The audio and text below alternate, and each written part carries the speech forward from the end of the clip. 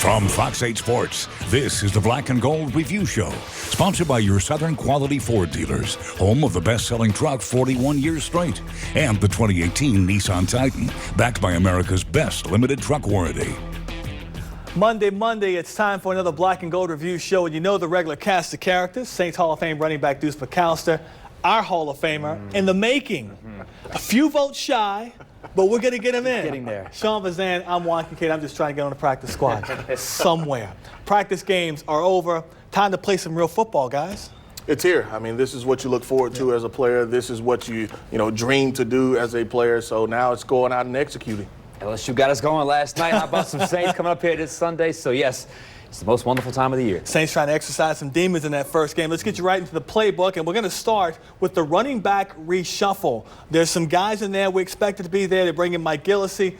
Boston Scott said Jonathan Williams on the practice squad. But this isn't how we all saw it shaking out, is it? It's not how you saw it shaking out, but it's where we are now. And I think, with them being able to bring Jonathan Williams back, obviously Boston Scott has shown his worth by being a 7th rounder. I think this group is ready to go. It's going to be interesting to see how the timing all plays out. But look for Alvin Kamara to be a guy that they get heavily involved in his first week. Yeah, I wasn't seeing that. I didn't see this one coming. I thought Jonathan Williams had done enough to make the final 53. Obviously, they like what they saw out of Mike Gillislee this preseason. But this is all about surviving until old Mark Ingram comes back after the first quarter of the season. Never thought we would talk about that, surviving until Mark Ingram comes back. But we understand how important he is to this offense. He's definitely important. He's a guy that not only understands how to run the football, but he's a receiving tailback that can help you not only on first and second downs as a pass-catching receiver. I think his importance really comes to play in third down and understanding how to pick up the blitz.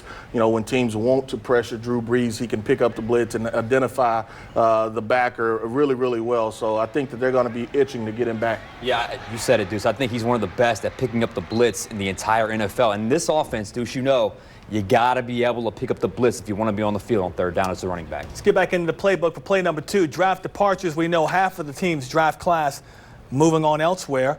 At least 2 of those guys are. But that just showed you this year, Sean, about how deep this football team was when some of their draft picks don't even make it in. And they were good players, too. Yeah, the biggest surprise there had to be Natrell Jamerson. I thought he had done enough to earn his way onto the roster. Also gave them some special teams help. I know Cameron Moore kind of finished strong to the preseason, but I always kind of felt like he was a little bit behind. Rick Leonard was always a project, always a developmental guy. He's back on the practice squad. Natrell Jamerson, though, was the one.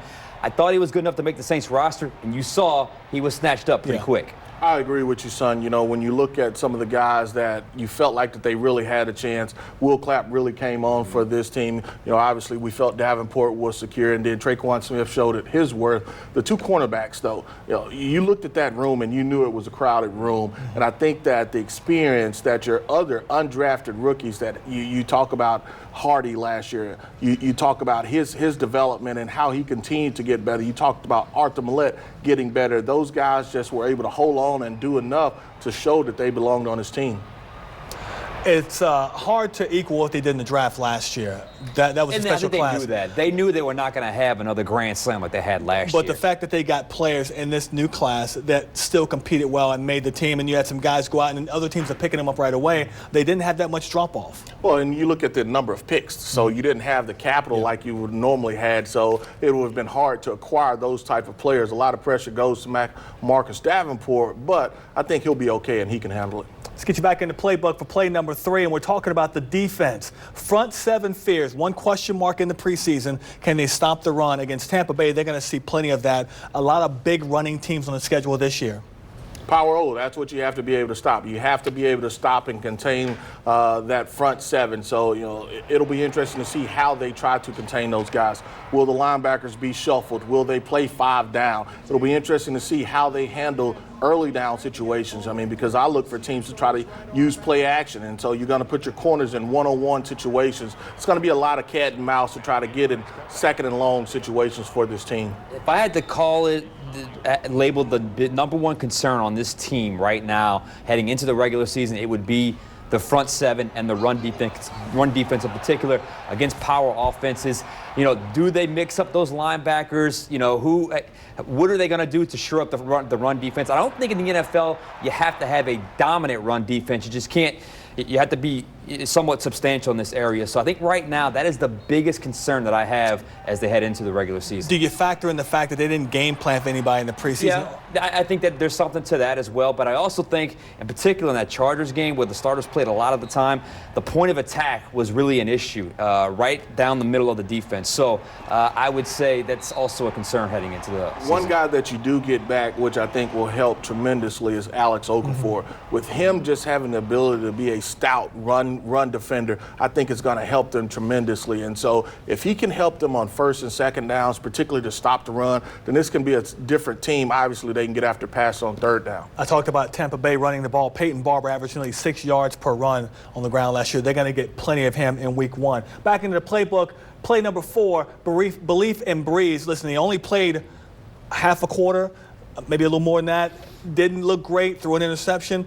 But the belief is that back-to-back years he's played 1 game of the 4 in the preseason, and he's going to be okay to go. So the belief in Breeze, it has to be there. I think they believe in him. And I think, until you see consistently him having errors, then you're going to continue to believe in him. I mean, just because he has done it so long, he has done it so well, you're going to believe in him, you're going to trust him. And I think he's the leader of this offense. 1,000% they believe in old number 9. I think he'll be ready to go. It's funny because we talked to him after the game in, it had to be L.A. He kind of felt like he wanted a few more reps, but now it's time to, fire away. So I think old number 9 will be ready to go, and I think they absolutely do have a belief in Breeze. One of the things that's interesting, if you go back to that first game last year, there were 1 or 2 throws where he and Ted Ginn Jr. were not on the same page, the post throws. I'll be interested to see if that is still the case, whether it's Traquan Smith or Ted Ginn Jr. Play number 5 in our playbook, starting strong. Been since 2013, they've opened the season with a victory. It's important that they open up with one this year against Tampa Bay, and you've got Cleveland coming to town after that. I'm interested to see how Sean Payton kind of tinkers with his approach to this game, whether it's guys doing more walkthroughs, whether it's more visual stuff. I'm interested to see how he tinkers just with this team so they can start fast. The talent is there. That's not going to be the question. The question is, how can he change what they have been doing the last couple of years to get them off to a fast start? Last year was the first time they started 2-2 and made the playoffs. Every other year they made the playoffs. Before that, they were 3-1 or better in that first 4 games of the season. And have you seen the second and third quarter of their schedule? It is tough. So not only do you need to start strong because you want to kind of get that good momentum going towards the beginning part of the season, but the second and third quarter of your season, that schedule is going to be very, very tough. So, yeah, starting strong is definitely the way to go. You're right about that. All right, coming up, we've got tons of your questions. We'll delve into the Drew Brees, Teddy Bridgewater dynamic to see how it all could play out. And what about the other quarterbacks? What's the future like for Taysom Hill and J.T. Barrett? The conversation continues. Stay with us next.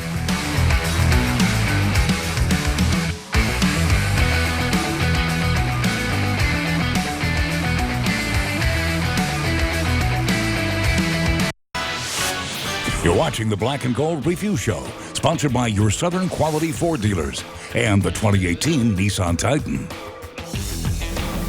No, I definitely don't mind waiting. For me, I get to take advantage of this opportunity, like I said, to grow as a man and as a football player. I've been following this offense since I was in college. Like I said, to be able to be a part of it now, it's a great feeling. You watch the tape, you look at the numbers and things like that, and you say, wow, you get the opportunity to be a part of something like that. So for me, I don't mind waiting. I get to learn from one of the best players to ever play this game. Get to be in the room with a great group of guys. I get to learn from Coach Payton also, so I look forward to that. Teddy Bridgewater says he's okay with sitting and watching and learning for now, but how long will that last? And that gets us into our first question of the night. It comes from the Final Play app using the Final Word feature, and it comes from Popcorn in St. Amand. It has a simple enough question. Has anyone asked Drew how he felt about the trade? We haven't really had a chance to ask him that, but what do you think Drew thinks about this trade? I think he's in a good place with the trade. I don't think that he feels like that they're rushing him out of the door. He knows at some point that they have to have some type of succession plan, and so for him, he's going to teach and he's going to go about his business the way that he normally would. I think it's interesting, though, that this is the year they finally felt like they had to have an insurance policy behind Brees. But literally the last 13 years, they haven't had a starting caliber quarterback behind Brees, and now they finally bring Teddy Bridgewater in just in case something were to happen. Look, I believe Teddy Drew is fine with this deal, bringing Teddy Bridgewater in. I'm curious, though. I know he says he's willing to wait past this season. How much longer is Teddy B willing to wait and go past and still be a backup? That was my question. How did the Saints handle this? Because Teddy got 1-year contract. Breeze on a 1 year next year.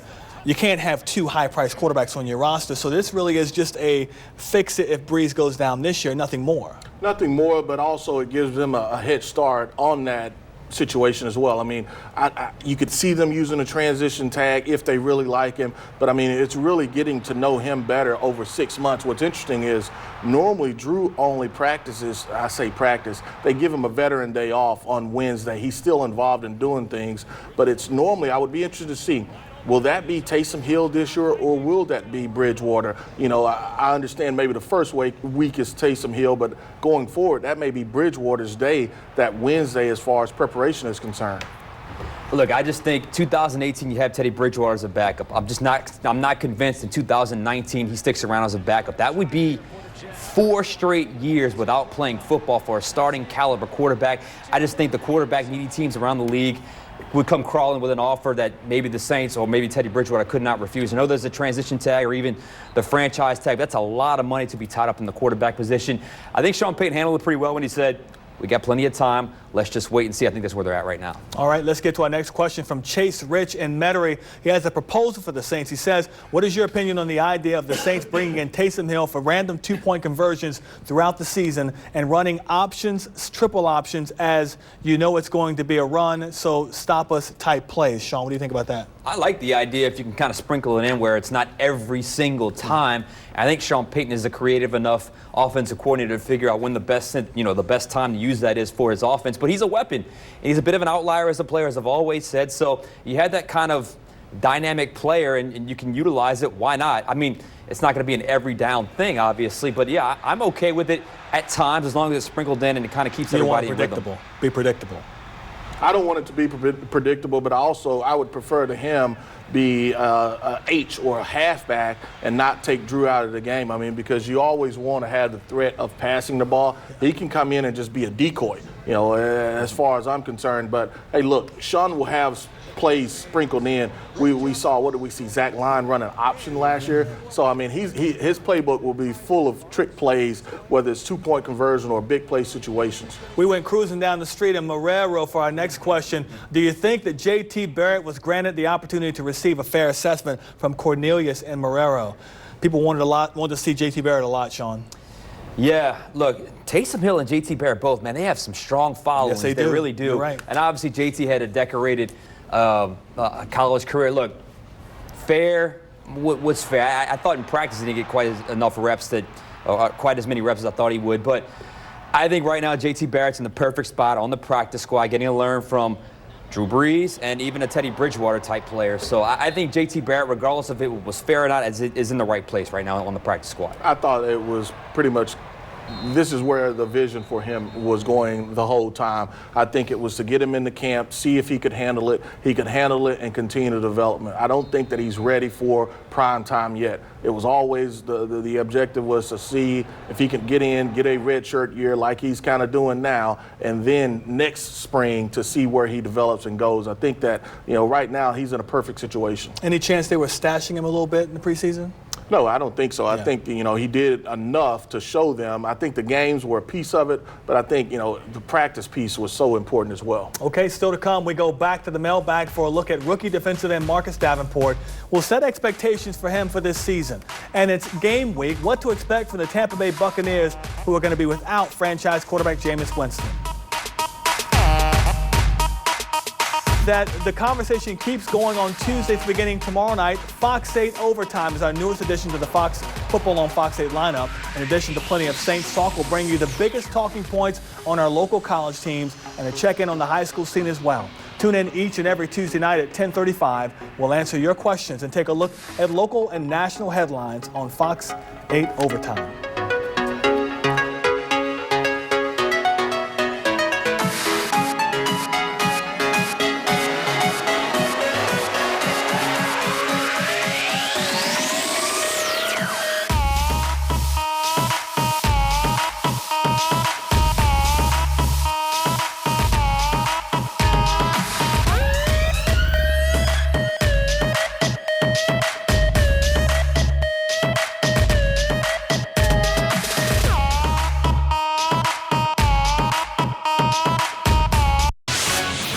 watching the Black and Gold Review Show, sponsored by your Southern Quality Ford dealers and the 2018 Nissan Titan. All right, welcome back in. Let's get back into our viewer questions from Elvis in New Orleans. Simply wants to know, how good is Marcus Davenport? He can be a disruptive player. I think for him this year, it's just continuing to learn, continue to process, continue to come up with counter moves. I think that's what's important for him. Continuing with football reps, I think right now he is best as a situational pass rusher. That's going to be his role, at least early on. He played well last couple preseason games, so you're liking what you see so far as maybe him having an early impact with this football team? Like I said, I think it's going to be the certain situations. I think with him, I still like to see him a little bit quicker off the snap, but I think that will come with more football reps. It's his get off. I mean, just making sure that he is hearing. It's going to be loud in the dome, so making sure that he is seeing the football move and not necessarily hearing a snap count, getting in space, making plays. He's a very athletic young man, so for him, it's just going to be getting the reps. That's what it's going to take. All right, get to our next question. This one comes from Chuck Tho. And speaking of draft picks, he wants to know, last year the Saints turned things around with an unbelievable draft class. Is it concerning that they're trading several of next year's early picks away? I don't think it's concerning. I think one of the things that's going to have to happen is you're going to have to start paying some of these draft picks. The first one that's going to be up, we know, is Mike Thomas. I think he is a young man. Another, Andrews Pete, is a young man that you're going to have to take care of as far as paying him. So I don't think it's overly concerned. You want those picks next year, particularly that first rounder, to be 28, 29, 30, 31, somewhere in there. That means that you've had a very, very successful season.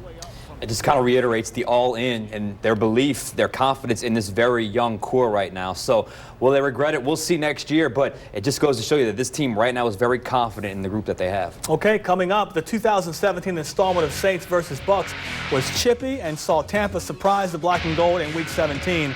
We'll preview the 2018's Week 1 matchup next.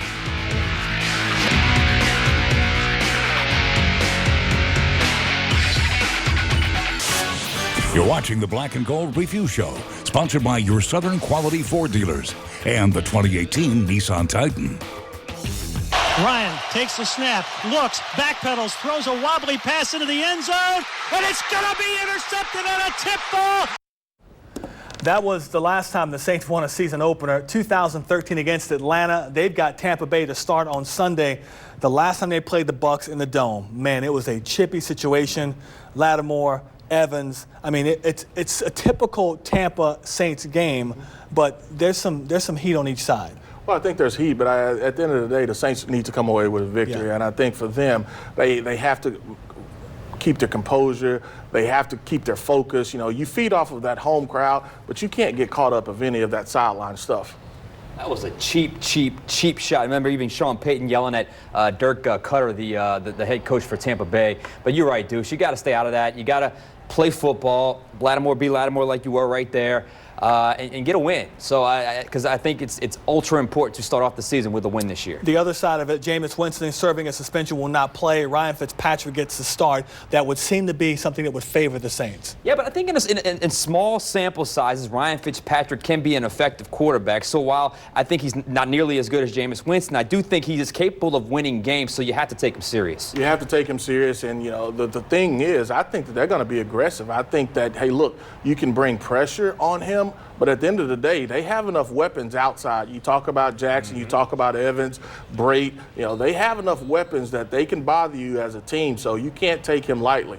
Let's get you to this last question of the show tonight from Chris Bourgeois on Lafitte. What will the Saints' record be, and can they win the Super Bowl this year? Every year is the Super Bowl year for the Saints, right? Every year is the Super Bowl year. I don't know the exact record as far as what the prediction may be. If it's not at least 11 wins like last year, then I don't want to call it a failure, but you have to have at least 10 to 11 wins, you know, and I think anything above that, that's right in line of the talent that they have on this team. Schedule's a little bit tougher, but I'm sticking with the same record of 11-5, hopefully battling for the NFC South crown and potentially home field advantage in the playoffs we'll see how it all shakes out. Tampa Bay to start, Cleveland coming in that next week, and Cleveland's feeling pretty good about themselves as well. So to get an 2-0 start at home, of course, to open the season, knowing what your schedule's like on the back end, it may be as important this year as it's ever been in the last 5. You can't get to 2-0 without getting 1-0. Yeah. So I don't think that they can look forward to that opportunity against Cleveland without taking care of Tampa first. Just take care of business, and when you get to Cleveland, worry about Cleveland and hopefully get the W there. Real quickly, what's your biggest concern as they head in this first week?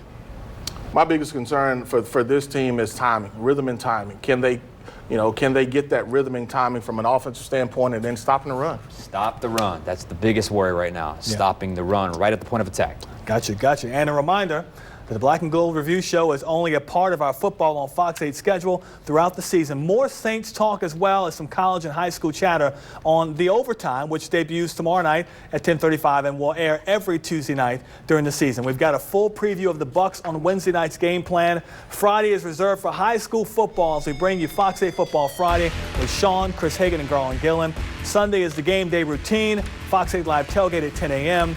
Kickoff at noon, wrap up the day on the final play at 10:30, and then we'll do it all over again week after week after glorious week. That's a long graphic. That's a long graphic. Had to inhale when I did that. Until then, for Deuce McAllister and Sean Vazan, the future Hall of Famer, I'm Juan Kincaid. Thanks for watching. Our next newscast is at 4:30 in the morning. Have a good night. From Fox 8 Sports, this has been the Black and Gold Review Show, sponsored by your Southern Quality Ford dealers, home of the best-selling truck 41 years straight, and the 2018 Nissan Titan.